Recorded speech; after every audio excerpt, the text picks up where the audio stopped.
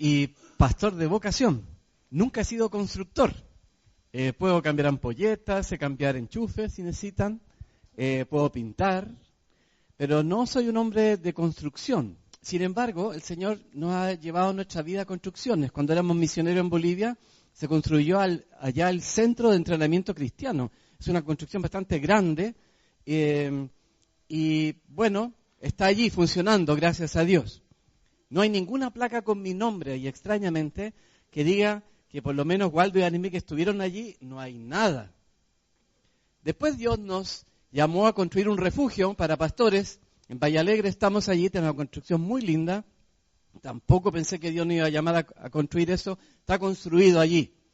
Y tampoco, adivinen, no hay ninguna placa con mi nombre. Yo no entiendo muy bien por qué estas cosas suceden. Pero yo entiendo algo, ¿sí? Creo que estoy disponible para la siguiente. Creo que estoy disponible para la siguiente. Porque Dios va a usar nuestras vidas cuando el enfoque es Él. Cuando el enfoque no somos nosotros. Cuando el nombre de Él es el exaltado. Así que mientras las placas no tengan nuestro nombre, estamos ok. Porque significa que estamos disponibles para lo que viene. Mi corazón está disponible. Y espero que el de ustedes también. Ahora igual, yo quiero hacer algo al final del servicio, muchas cosas hoy día, de tomarnos una foto con todos los que estamos aquí hoy esta mañana. Y vamos, si Dios así lo permite, a tomar una foto cuando lleguemos a la primera fase, con el grupo que estemos ahí. Y vamos a tomar una foto cuando lleguemos a la fase completa. Así que ustedes preocúpense de aparecer en las 3 fotos. Oremos al Señor para que tengamos la salud y la vida y estar allí presentes en estos acontecimientos. Porque son parte de la historia de la iglesia acá en Chile, de la iglesia de lo que Dios está haciendo en el mundo. Y somos protagonistas de eso. Bueno, les quiero hablar hoy día acerca de un hombre extraordinario, que sí tiene el nombre, un libro de la Biblia tiene su nombre, y es acerca de Nehemías. Y vamos a hablar de algunos principios del libro de Nehemías, que son aplicables para cada uno de nosotros, no solamente para algunos, sino para todos. ¿Quieren juntar un poco la puerta nomás y si alguien viene que la abra? Porque si no, entra un chiflón, un poquito helado. Esperamos en el futuro templo tener un salón de recepción y luego se entra al templo. Entonces, imagínense que vamos a estar más calientitos. Por ahora, imagínense. Muy bien. Entonces, cuando vemos en nuestras Biblias el libro de Nehemías, tenemos que ver que tiene el nombre de este hombre, Nehemías. Nehemías era un copero del rey Artajerjes. Era un rey de los persas que quitaron de los babilonios toda su fuerza. Israel fue sometido por los babilonios, pero luego Persia se come en el fondo a Babilonia y llega a establecerse un nuevo reinado. El pueblo de Israel dentro de todo esto fue aniquilado. Es decir, un imperio bastante grande porque Israel sí fue una potencia en su momento. Con David, con Salomón, sí fueron una potencia. Pero ahora ya no quedaba nada, absolutamente nada. 70 años de destrucción, la ciudad estaba pelada, con los muros abajo Jerusalén, y uno de los pocos que habían logrado retornar. Entonces la situación era otra. Pero estaba este hombre, que era un judío, un hombre de Dios, que estaba en la corte del rey y era un copero. Algunos pueden pensar de que un copero era como un barman, que en el fondo le hacía los tragos al rey. Y entonces estaba ahí Nehemías, ¿verdad? Y hacía todo. No, no era eso. Nehemías era el que probaba los alimentos antes del rey. No solo los bebestibles, todo lo que entraba en la boca del rey y su familia, antes lo iba a probar el copero. Llegaban a ser casi siempre consejeros reales, porque había tal nivel de confianza que tenía que tener el rey con el copero, que los coperos generalmente eran oficiales del reino, de consejería alrededor del rey. Entonces, era un puesto, no era una cosa pequeña. Era una persona de extrema confianza. También pensaba yo que notable, porque aparte de Nehemías de ser un hombre bien consagrado que llegó a esa posición, también tiene que ser un hombre valiente, ¿no? Porque cada vez que te metes una cuchara a la boca o cada vez que tomas una copa, algo puede suceder. O sea, era un hombre que le gustaba, no sé si la adrenalina, pero estaba allí siempre en la quemada.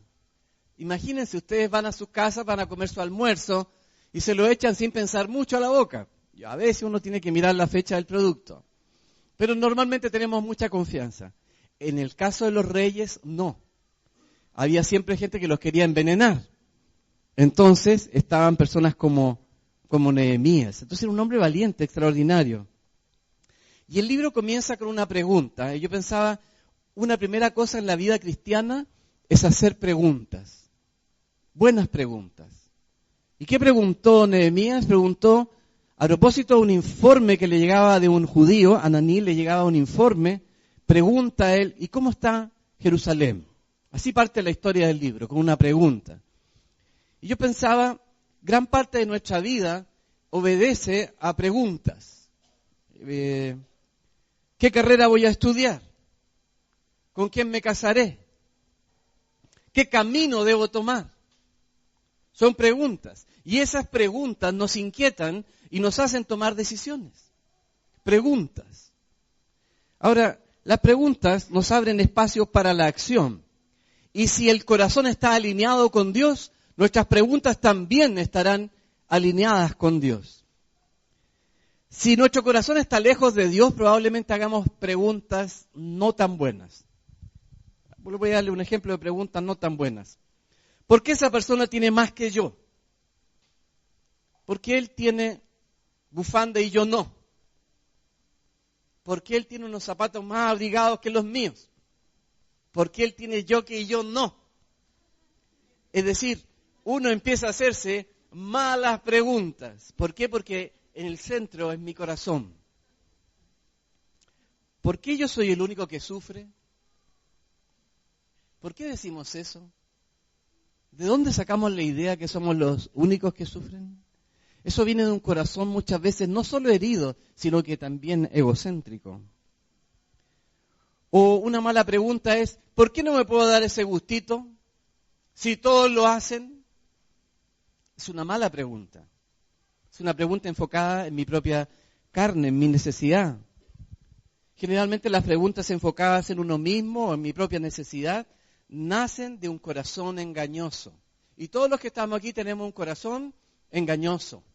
Así que no confíen en su corazón. La palabra de Dios dice, fíate del Señor, no te fíes de tu corazón.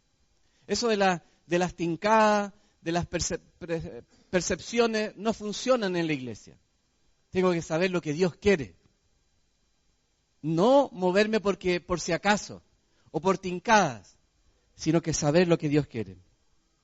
En el libro de Santiago, en el Nuevo Testamento, nos habla un poco de por qué ocurre esto, de las malas decisiones.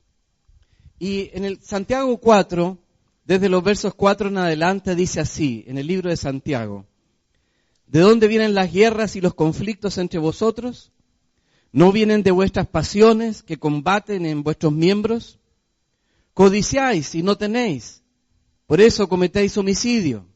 Sois envidiosos y no podéis obtener, por eso combatís y hacéis guerra. No tenéis porque no pedís.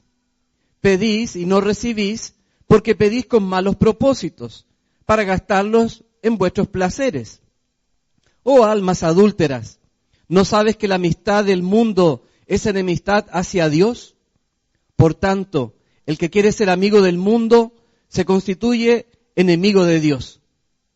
¿O pensáis que la Escritura dice en vano, Él celosamente anhela el Espíritu que ha hecho morar en nosotros? Pero Él da mayor gracia.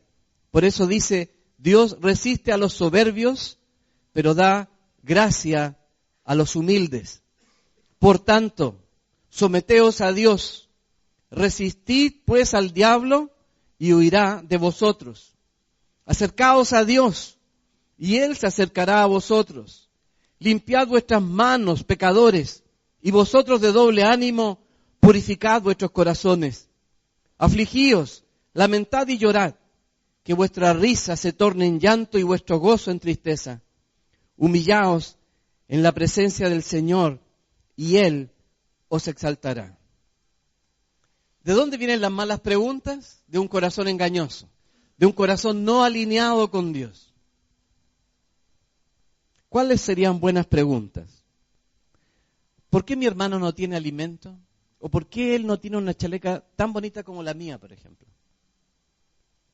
¿O por qué los zapatos de él no son tan buenos como mis zapatos, tan abrigados como mis zapatos? ¿Qué puedo hacer yo al respecto? ¿Por qué yo tengo algo y el otro no tiene? Esas son buenas preguntas. Nacen del corazón de Dios. ¿Cómo puedo ayudar al necesitado? ¿Por qué está triste esa persona? ¿Cómo puedo ser parte de su vida? ¿Qué puedo hacer para bendecir a mi pastor? Ya, eso está bueno, ¿no? Yo puse aquí, ja, ja, ja, ja. Muy bien. Bueno, así como nuestra boca expresa lo que hay en mi corazón, nuestras preguntas revelan nuestro nivel de madurez. Si hago buenas preguntas, revela mi madurez espiritual y también mi inmadurez espiritual. Nehemías pregunta por Israel. Entonces, número 1, hacer buenas preguntas. Cuídense y evalúen sus preguntas. ¿Qué están preguntando? ¿Qué son las cosas que salen de tu boca? Y contrólense. Y vean si eso viene del corazón de Dios o de tu propio corazón. Segundo, cuando Nehemías escucha sobre la situación de Jerusalén, él se sienta y llora. Es lo primero que hace, se sienta y llora. Lo que escucha es terrible, ve que Jerusalén está en el suelo y las murallas están abajo, con todas las puertas quemadas. Ahora, él se sienta y yo pensaba, qué importante es cuando nosotros recibimos una impresión o algo, es detenernos. O si alguien me dice, hoy estoy triste, yo tengo que detenerme. No puedo seguir de largo. ¿Por qué estás triste? A veces no queremos detenernos. ¿Saben por qué no nos queremos quedar detenidos? Porque puede significar algo que nosotros tengamos que hacer. Entonces preferimos, ya, que te vaya bien, bendiciones, nos vemos, estoy ocupado. Chao, chao, voy a estar orando por ti. No, hay que detenerse. Y saben, ahí quizás no tengamos nosotros todas las respuestas, pero podemos estar ahí para orar. Puedo estar ahí para acompañar. Dios me da muchas cosas para compartir. Puedo estar ahí para compartir. Entonces, lo que hace Nehemías es sentarse y luego llora. Y luego va a acudir a Dios. Va a orar. Dice la Escritura que él se pone a orar y a ayunar. Debemos acudir a Dios. Ahora, normalmente cuando nosotros tenemos una necesidad, oramos y le pedimos a Dios que nos dé una respuesta. Y nos cuesta esperar. Una de las cosas que más cuesta a los seres humanos y a los cristianos es esperar. Pero cuando oró Nehemías y recién tiene la entrevista con el rey Artajerjes, pasaron 4 meses. No fue inmediato. Él tenía que estar orando, buscando al Señor. A veces nosotros queremos ya todo esto. Somos parte de una cultura que quiere las cosas ahora. Pero hay que tener esa paciencia. Miren, esto me gustó mucho. Lo escuché de alguien. Dice, oremos con fe a Dios. Entonces, la fe es parte de nuestra oración. Pero esperar en Dios también es parte de la oración. Parte de la oración es esperar. Esperar. Voy a leer algunos textos de la Biblia que nos hablan sobre el esperar. Salmo 27:14. Espera al Señor. Esfuérzate y aliéntese tu corazón. Sí, espera al Señor. Salmo 33:20. Nuestra alma espera al Señor. Él es nuestra ayuda y nuestro escudo. Salmo 37:7. Confía callado en el Señor y espérale con paciencia. No te irrites a causa del que prospera en su camino, por el hombre que lleva a cabo sus intrigas. Salmo 37:34. Espera en el Señor y guarda su camino, y Él te exaltará para que poseas la tierra. Cuando los impíos sean exterminados, tú lo verás.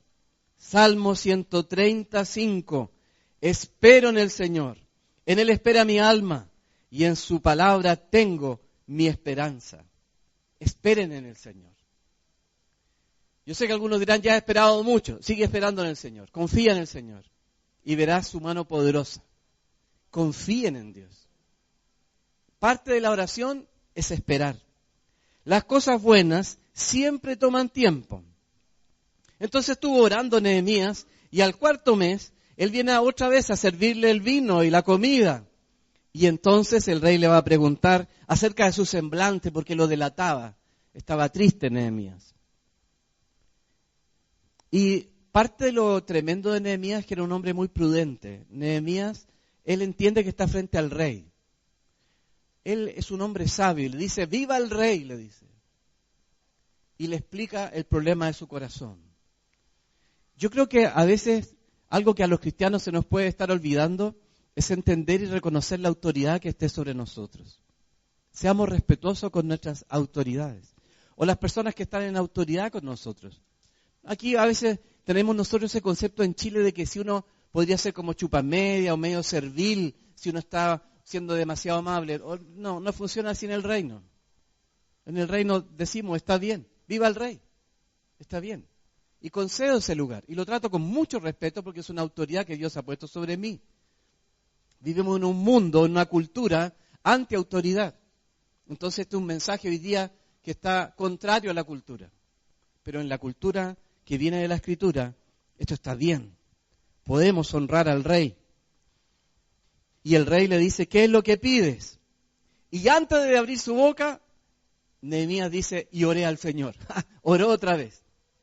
Cuando llegó el momento, después de los 4 meses, y ya llegó el momento de la respuesta, ahí dice, pero oré de nuevo, para no equivocarme en mis palabras. Y también el rey le pregunta cuánto va a durar esto y cuándo va a volver. Nehemías le da un plazo, la Biblia no dice cuánto, pero le da un plazo cuándo va a ocurrir todo esto. Y hay algo muy interesante que nace aquí de la oración, porque no solo es oración, sino que también hay que planificar. Y Nehemías era un hombre que hacía esa combinación muy bien. Él por un lado oraba a Dios, pero planificaba. Entonces hace 2 cosas muy interesantes. La primera, le pide cartas al rey. Porque ¿qué habría pasado si Nehemías se sube al caballo, había más de 1000 kilómetros entre donde estaba él hasta llegar a Jerusalén, y llega, tenía que cruzar las fronteras, y cada vez hay peajes, hay como lugares donde se controlan, hay lugares que los reinos tienen ahí con soldados para controlar. Entonces llega un primer control, y le van a preguntar a Nehemías, ¿y dónde vas? Voy a Jerusalén.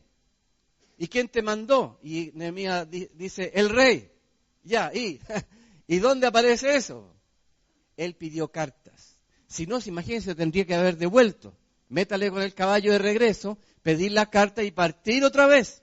O sea, requiere planificación para no estar repitiendo esfuerzos. Y la segunda cosa que pide es madera. O sea, sabía que en Jerusalén ya no había nada, estaba todo quemado. Entonces llegas allá, quieres reconstruir los muros, pero te das cuenta de que no hay madera. Y llega ahí él y vuelta con el caballo otra vez. Y no es así, porque él lo pensó bien. O sea, requiere oración, pero también no dudemos de que Dios nos da la gracia para planificar, para pensar. Pide cartas y pide madera. La tercera cosa que veo en la vida de Nehemías, una clave, es que él tenía la mano bondadosa de Dios sobre su vida. En el capítulo 2, en el verso 8, dice así, y el rey me lo concedió porque la mano bondadosa de mi Dios estaba sobre mí. Y aquí tenemos que parar. Hermanos, que la mano bondadosa de Dios esté sobre tu vida. Ese es un punto vital en esto. Que la mano bondadosa de Dios esté en tu vida. Que no sea la mano que castiga o que disciplina, porque también puede ser esa mano. También puede ser la mano que va a agachar a aquel que se siente mucho. También puede ser la mano de Dios que va a reprender al que esté apartado del camino. Hay diferentes manos de Dios. Pero la mano bondadosa es la que debe estar en nuestra vida. La mano del Dios Todopoderoso que ama a sus hijos. ¿Cuándo la mano de Dios es bondadosa sobre mi vida? Cuando yo me acerco a Él. Cuando yo me acerco al Señor. En Santiago 4:8 dice, acercaos a Dios y Él se acercará a vosotros. Limpiad vuestras manos, pecadores, Y vosotros de doble ánimo, purificad vuestros corazones. Cuando yo sé que la mano bondadosa de Dios está sobre mi vida, cuando yo le entrego mis pecados, cuando mi vida no tiene algo pendiente con Él, ahí la mano bondadosa de Dios está sobre mi vida. A veces la gente se pregunta, ¿y por qué a mí no me va bien? ¿Y por qué aquí las cosas como que no fluyen? Dicen. Es porque hay algo que está ahí, algo que está trabando la mano bondadosa de Dios. Y tenemos que preocuparnos, hermanos, de esa parte. Quizás como compartía gentilmente hoy día Maritza, ¿verdad? ¿Qué impedía la relación con su hija? Quizás ella tenía que pedir perdón, punto. Y ese era el tema. Y por eso las cosas se traban, espiritualmente están trabadas en nuestra vida. Quizás Dios nos está llamando que tenemos que cortar algo y de una vez cortarlo. Porque si no, la mano bondadosa de Dios no estará en nuestra vida. Es que a Dios, miren, a Dios no le podemos engañar a todo el mundo, pero a Él no. Entonces no nos funciona a nosotros tener una doble vida con Dios, porque Él se va a dar cuenta. Y entonces la mano bondadosa de Dios no estará sobre nosotros. Dice en Salmo 84:11, porque sol y escudo es Jehová Dios, gracia y gloria dará Jehová, no quitará el bien a los que andan en integridad. No quitará el bien a los que andan en integridad. Hermanos, la salvación no es por obras, pero la mejor forma de decirle sí al Señor es nuestra obediencia. Cuando decimos, hágase tu voluntad, ¿qué creen? ¿A qué se refiere eso? Cuando decimos, hágase tu voluntad y no la mía, ¿de qué piensan que se refiere la Escritura cuando habla de eso? Es hacer su voluntad, es nosotros ser obedientes hacia Él. Esa es la voluntad de Dios, que yo sea obediente a mi Señor. Dice el Salmo 34, versos 8 y 9, gustad y ved que es bueno Jehová. Dichoso el hombre que confía en Él. Temed a Jehová vosotros sus santos, pues nada falta a los que le temen. Miren, a los que temen al Señor, ¿qué significa esto? A los que tienen a Dios en primer lugar, a eso no les falta nada. Nada. Entonces, Dios tiene su mano bondadosa sobre nosotros. En Romanos 8:28, y sabemos que los que aman a Dios, a los que aman a Dios, todas las cosas les ayudan a bien. Esto es, a los que conforme a su propósito son llamados. A veces nosotros pensamos que por el hecho de venir a la iglesia, todas las cosas te ayudan a bien. Pero si yo voy a la iglesia y tengo hasta una Biblia y oro más encima, y sé las canciones, yo toco ahí el cajón peruano más encima. O sea, hay gente que de repente se confunde, pero lo que dice la Escritura es que yo tengo que amar a Dios. Amar a Dios. ¿Y quiénes son los que aman a Dios, iglesia? ¿Alguien me puede dar la respuesta? Los que le obedecen, los que aman a Dios son aquellos que le hacen caso a Jesús. Esos son los que le aman. Los demás son como Romeo y Julieta nomás, ¿no? Y esos terminan mal. Pero en el caso del cristianismo, el amar a Dios es algo súper concreto. Dios te dijo que fueras para allá. ¿Para dónde vas? Para allá. Eso es amar a Dios. No solo cantarle la canción y... No quiero burlarme porque yo también lo hago, ¿verdad? Si nosotros adoramos a Dios con las manos levantadas, eso está muy lindo. Yo lo comparto, lo creo, lo predico, porque lo hacemos con las manos levantadas, porque yo me rindo delante de mi Señor. El que no quiere hacerlo está bien y no significa nada. Dios conoce tu corazón. Pero nosotros podemos vivir un cristianismo que esté basado en esa emoción, pero no en las decisiones. Y entonces a veces somos bien emocionales con Dios, pero no somos gente de decisión. Y en realidad la obediencia requiere decisión. La obediencia no es una cuestión de si es que yo no siento decir la verdad. Es que no me siento hoy día como con ánimo de no sé, de no robar. No lo siento. Siento que esa cosa es mía. Entonces la voy a tomar nomás. Pero ¿se dan cuenta? Aquí la emoción va por un lado, pero la obediencia son puras decisiones todos los días. Hermanos, ustedes tienen que tomar decisiones todos los días. Hoy tendrán que tomar decisiones. Yo tengo que tomar decisiones. Yo tengo que decidir ser un hombre fiel con mi señora hoy. De nada me sirve que ya llevo 20, ¿cuántos llevo? 27, 28, vamos. De nada me sirve, oye, pues si ya llevo todo este manso pedigrí. ¿Qué pedigrí? Hoy día necesito ser fiel. Hoy necesito ser ese hombre fiel. Hoy necesito ser un hombre para mis hijos. Hoy. Es decir, la voluntad de Dios es algo que se expresa todos los días. Cada uno debe tomar su cruz cada día. Entonces, la mano bondadosa de Dios está sobre aquellos que le temen. Y temer a Dios significa que Él está primero en mi vida. ¿Recuerdan ese pasaje glorioso? Busca primero el reino de Dios y su justicia y todas las demás cosas. Me encanta porque dice todas las demás cosas. No dice algunas cosas. Todas las demás cosas os serán añadidas. Piensen en las añadiduras. ¿Me podrían mencionar alguna añadidura en su vida? ¿Algo que le piden a Dios que le gustaría que ocurriera? ¿Perdón? Un auto, ¿qué? Un auto, ya. Muy bien, bien concreto. Un auto. ¿Qué otra cosa le piden a Dios? ¿Algo más espiritual por aquí? Ah. Salud.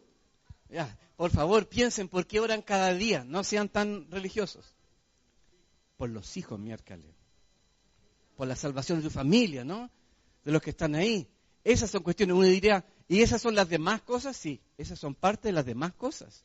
Busca a Dios primero.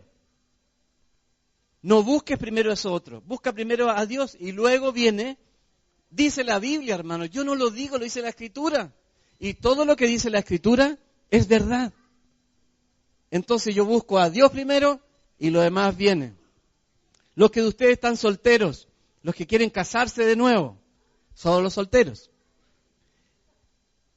Ustedes anhelan una esposa o un esposo que ame a Dios. Bueno, tú ama a Dios y deja que Dios se encargue. Si no, lo que van a ocurrir es que se van a poner ansiosos y van a empezar a buscar a cualquier pelafustán, a cualquier bruja en medio de toda la cosa. Claro, porque cuando uno tiene necesidad y pierde la perspectiva, el gusto se va para abajo, ¿verdad? Cuando uno no tiene a Dios primero, el gusto se va para abajo, porque empiezas a buscar cosas que Dios no da, que Dios no quiere. Dios siempre quiere lo mejor para ti. Pero cuando tú no buscas a Dios, lo primero que caiga nomás. Y siempre caen los que no tienen que estar ahí, caen al lado tuyo. En el fondo, lo que tenemos que pensar es lo siguiente. La mano bondadosa de Dios estará, sí o sí, dice la Biblia, sobre aquellos que lo buscan. No estamos diciendo que no va a haber problemas, no estoy diciendo que no va a haber dolor, pero sí la mano bondadosa de Dios estará sobre tu vida. Entonces aquí hay una enorme recompensa, hermanos, que tenemos que verla. ¿Por qué fue que Nehemías obtuvo tal respuesta de parte del rey? Porque la mano bondadosa de Dios estaba sobre la vida de Nehemías. Esa es la razón. La Biblia lo menciona. ¿Por qué se le abrieron las puertas de tal forma a Nehemías? Porque la mano bondadosa de Dios estaba sobre él. Luego es un hombre de visión. Él llega a Jerusalén, el libro es maravilloso, tienen que leerlo. Sale de noche con un puñado de hombres, no le cuenta a nadie que él ha llegado y él solito, en la noche, va a ver la situación de Jerusalén y rodea la ciudad. Solo, mira, ¿qué es lo que está ocurriendo?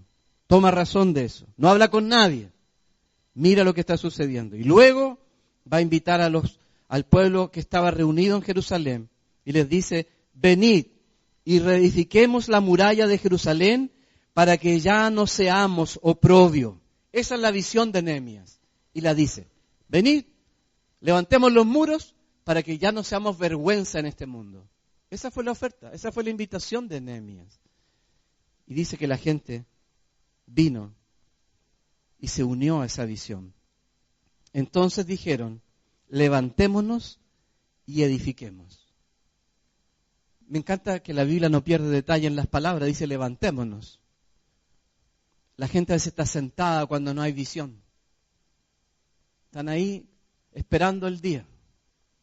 Yo recuerdo siendo niño, una de las cosas que yo tenía pánico, pero pánico, era terminar viendo Sábados Gigantes toda mi vida. ¿Verdad? Yo digo, no, tiene que haber algo más glorioso que esto. O sea, yo no pensé, yo veía gente que empezaba, ¿se acuerdan que Sábado Gigante después comenzaba en la mañana? Para los que son más viejos, comenzaba en la mañana Sábado Gigante. Después seguía en la noche con Noche de Gigante. O sea, los compadres estaban todo el día frente a la tele. Se compraban un sillón gigante, esa era la voluntad, parece, para su vida. Un sillón gigante para ver todo el día sentado como otros hacían la cosa. Cuando Dios, hermanos, nos llamó a nosotros a ser los protagonistas de esta historia, de cambiar la historia que hoy nos está tocando vivir. Ese es nuestro rol. Que la mano de Dios esté sobre nosotros, pero también donde hay visión, y vamos y edificamos. No vamos a ir a construir nosotros, aquí vamos a ir a construir un templo, hermanos, si Dios nos dijo, olvidémonos.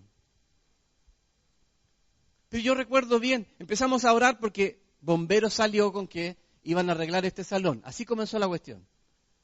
Y entonces teníamos que irnos. Esa era la cuestión. Al final no resultaba. Pero, bueno, vuelvan acá. Los que están distraídos, vénganse para acá. Vamos a expulsar ahí a todos. Ya, vuelvan al sermón. Cuando el pueblo tiene una visión, puede levantarse y seguir hacia adelante. El pueblo sin visión va a morir. Y esta visión surgió cuando teníamos que buscar otro lugar y necesitábamos un lugar para los niños. Así surgió. Queríamos un lugar para los niños de la iglesia. Y cuando pusimos eso en oración, fue por los niños, así fue efectivamente, no hay otra explicación, yo les estoy siendo totalmente abierto, fue por eso. Y ahí Dios abrió las puertas y los milagros empezaron a suceder. Y ahora, por la gracia del Señor, estamos comprando una casa. Y luego, ¿qué es lo que Dios pone en nuestro corazón? Abrir un lugar que dé testimonio de Cristo. Para eso queremos construir eso. Que dé testimonio del Señor. Que dé testimonio a la comunidad de nuestro Señor, de que Él es poderoso. Un lugar donde puedan ir los que están en problemas, las personas que se sienten solas, aquellos que necesitan de Dios, encuentren un lugar. Entonces, visión. Otro punto en la vida de Nehemías es que él experimentó oposición. Y aquí aparecen unos personajes bastante siniestros. Uno se llama Sanbalat, otro se llama Tobías, otro Gesem. Son más famosos los dos primeros, Sanbalat y Tobías. ¿Y qué pasó con estos que no eran judíos? Cuando empezaron a reconstruir los muros, siempre va a haber oposición. Siempre va a haber gente que no le gusta. Siempre va a haber descontento. Así que hermanos y hermanas, prepárense porque oposición va a haber. Y voy a leerles un texto de la Biblia que dice en 2 de Timoteo 3:12. Afírmense aquí. Y en verdad, todos los que quieren vivir piadosamente en Cristo Jesús serán perseguidos. ¿Quién quiere vivir aquí piadosamente para Cristo Jesús? Levanta su mano, muy bien. Ustedes van a ser perseguidos. Así dice la Biblia. Porque el que quiere vivir piadosamente, el que no anda diciendo tonteras con su boca. ¿Por qué los niños sufren tanto bullying, los niños cristianos en los colegios? Por eso, porque son diferentes. El niño no dice garabato, no anda haciendo tonteras. ¿Y qué le van a hacer a ese niño? Lo van a castigar, pues lo van a empezar a perseguir. ¿Y cómo se ganó eso? Porque sencillamente trata de vivir una vida de acuerdo a Dios. Miren, ustedes mismos, si tratamos de vivir de acuerdo a los principios de Dios, le vamos a caer mal a la gente. Es lo más raro del mundo. Si quiero ser amable, bondadoso, van a sospechar de ti. Van a empezar a decir palabras por detrás. ¿Y por qué quiere hacer esto este? ¿De dónde salió esto? Tobías y Sanbalat siempre va a haber. Ahora, lo terrible de la historia es que no fue solo la oposición externa, sino que también hubo oposición interna. Porque dice la Biblia en el capítulo 5, en el verso 5 del capítulo 3, que había ciertas personas nobles de los judíos que no apoyaban esto. no estaban de acuerdo con lo que Nehemías iba a hacer. O sea, hay oposición externa, pero también va a haber oposición interna. Y hermanos, no tengamos temor a esto. La crítica, mira, si nadie te critica por nada, es que estás haciendo nada. Si nadie te critica por nada, es que estás haciendo nada. Eso es lo que ocurre siempre. Si vas a hacer algo, te van a criticar. Todo aquel que haga algo, lo van a criticar. A mí me pareció, por ejemplo, tan lindo esto que hicieron. Me gustó mucho. No sé si ya estaba hecho, lo compraron, no tengo idea, pero está bonito. Lo hicieron. Pero después, no, que la puerta es muy grande, pero la puerta es muy grande. No, si la embarraron con el color, yo le habría puesto otro color acá. Esos van a aparecer siempre. Esos que hacen esas preguntas, esos comentarios, de eso está lleno. Pero los que hacen esto, esos son los que se la llevan. Estos son los que tienen se llevan la bendición que nadie ve. Y yo espero que ustedes sean parte de ese grupo, hermanos. Silenciosamente, trabajemos para nuestro Padre, con nuestras conciencias tranquilas, porque de que va a haber oposición, va a haber oposición. Pero que nuestras conciencias estén limpias, que estemos tranquilos de que lo estamos haciendo con transparencia para nuestro Señor, porque lo amamos a Él, y vamos a hacer esto para su gloria, punto. ¿Qué hace Nehemías frente a la oposición? Ora. En los versos 9 al 18 del capítulo 4 dice, entonces oramos a nuestro Dios, y para defendernos montamos guardia contra ellos, de día y de noche. Pero se decía en Judá, desfallecen la fuerza de los cargadores, y queda mucho escombro. Nosotros no podemos reedificar la muralla. Y nuestros enemigos decían, no sabrán ni verán hasta que entremos en medio de ellos y los matemos y hagamos cesar la obra. El verso 12, y sucedió que cuando los judíos que habitaban cerca de ellos vinieron y nos dijeron 10 veces, subirán contra nosotros de todo el lugar a donde os volváis. Entonces, dice Nehemías, aposté hombres en las partes más bajas del lugar, detrás de la muralla, y en los sitios descubiertos aposté el pueblo por familias, con sus espadas y sus lanzas y sus arcos. Cuando vi su temor me levanté y dije a los nobles, a los oficiales y al resto del pueblo, no les tengáis miedo. Acordaos del Señor que es grande y temible, y luchad por vuestros hermanos, por vuestros hijos, por vuestras hijas, vuestras mujeres y vuestras casas. Hermanos, luchen por esto. No se acobarden. Luchen por su familia, luchen por sus hijos. Que no se los lleve el mundo. No están entregados a Satanás. Todo tiene remedio frente a nuestro Señor. Dios es poderoso, hermanos. Entonces, tírense con valor. Tomen la iniciativa.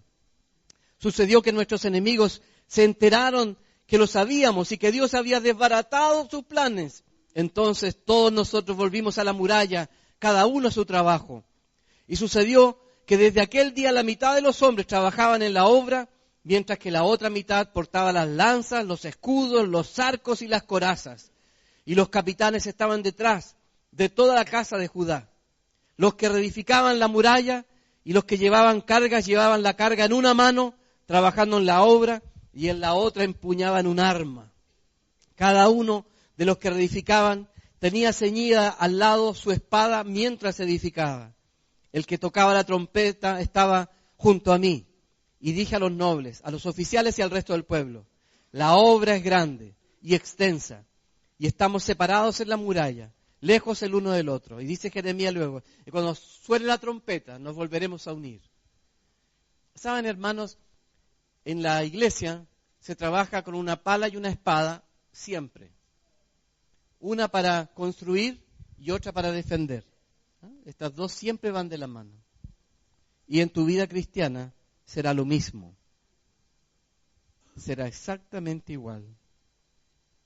Recuerdo cuando me convertí siendo de 17 años, ya casi 18 años, y parte de mi familia era católica en realidad.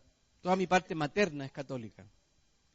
Y ser evangélico tenía ciertas connotaciones no buenas. era socialmente muy mal visto, muy mal visto. Y yo recuerdo todavía, no voy a mencionar ni tía ni nada, para que después no, porque si vienen, se convierten. Pero recuerdo que me decía uno igualdito, no, pues es que ten cuidado, no te vuelvas un fanático, ¿vale? Es que ten tu ojo con esto, porque así era la cuestión. O sea, yo me convertí a Jesucristo, y en vez de encontrar aplauso, era como la duda, la crítica. Mira, ten cuidado en quién te vas a meter, es que esas personas son un poco fanáticas, ¿eh?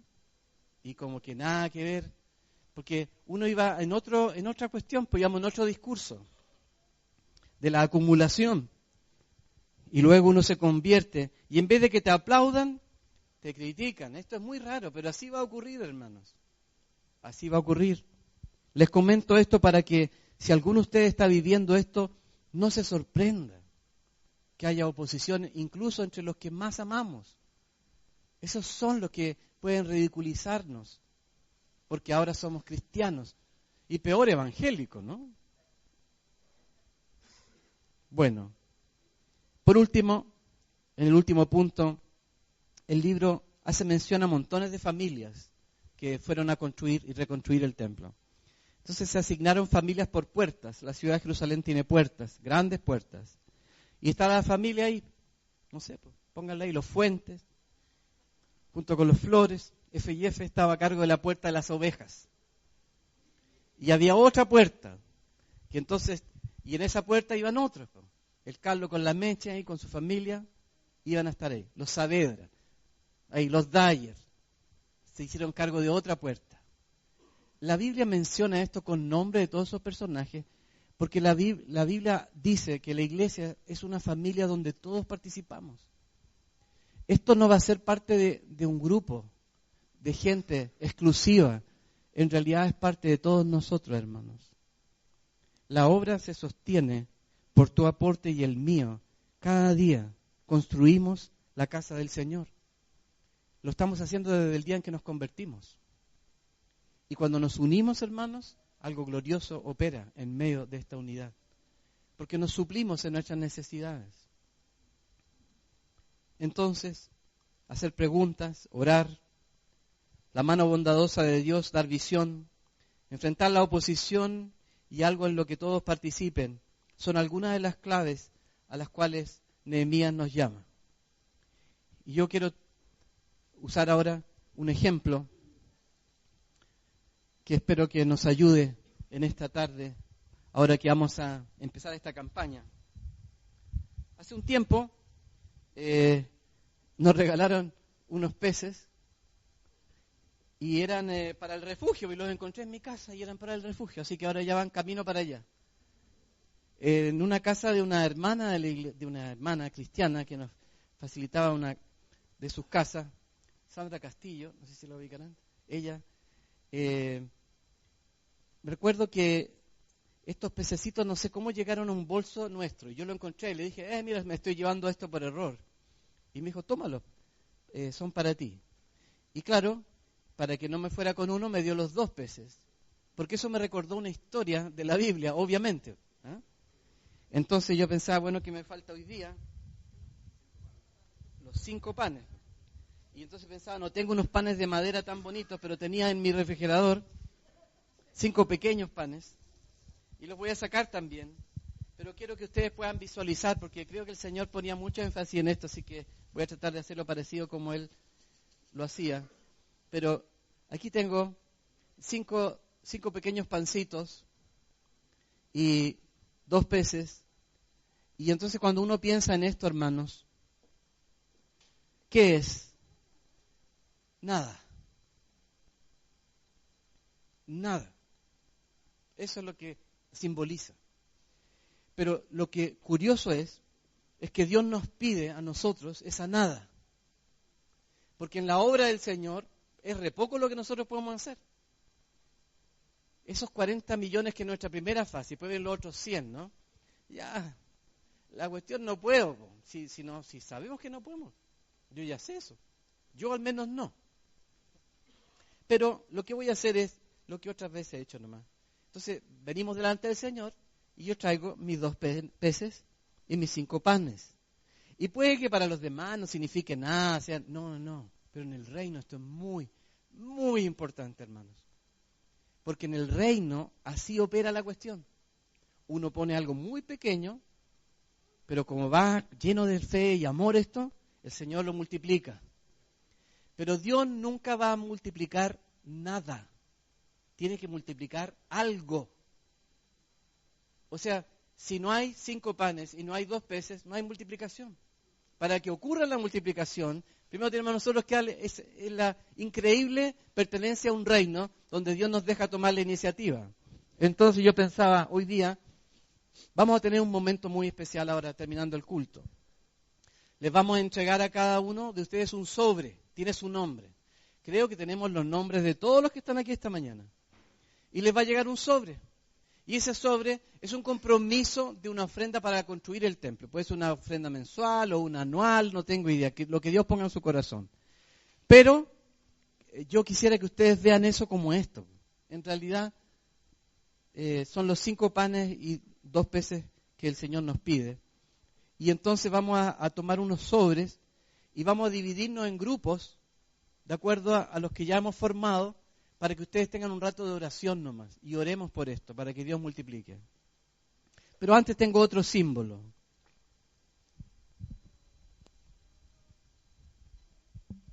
Y primero pensé, yo se lo vi este ejemplo hace tiempo atrás a una holandesa que se llama Corrie ten Boom, o Corrie ten Boom. Ella una vez dijo lo siguiente, ¿qué es lo que es esto? Un guante. ¿Y este guante puede hacer algo por sí mismo? Nada, no puede hacer absolutamente nada. O sea, va a quedar ahí. Pero, si yo le pongo adentro mi mano,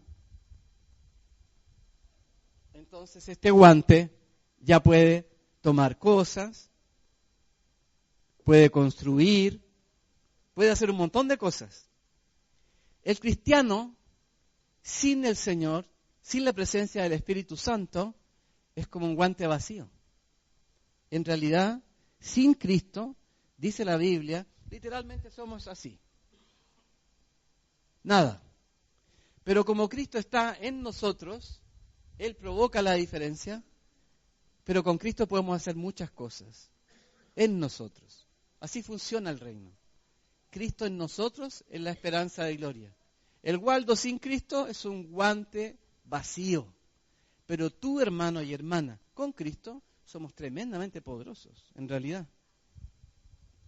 Y el último símbolo era, pensando en lo que decía Nehemías, ¿no? Claro.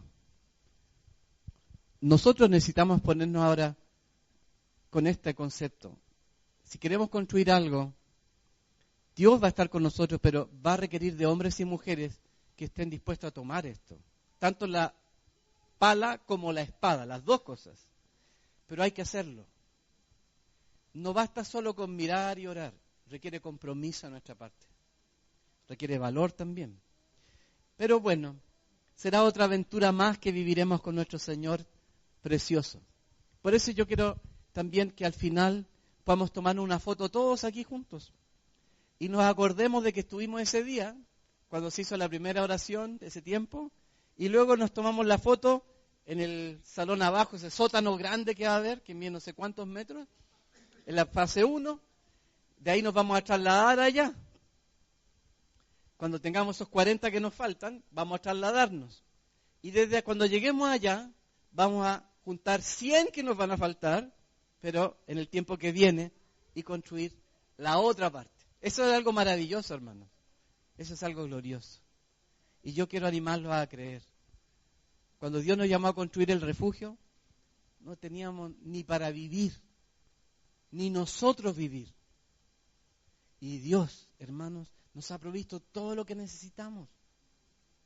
Dios no permitió que pasáramos hambre, los niños siguieron en el colegio, Dios nos dio una casa.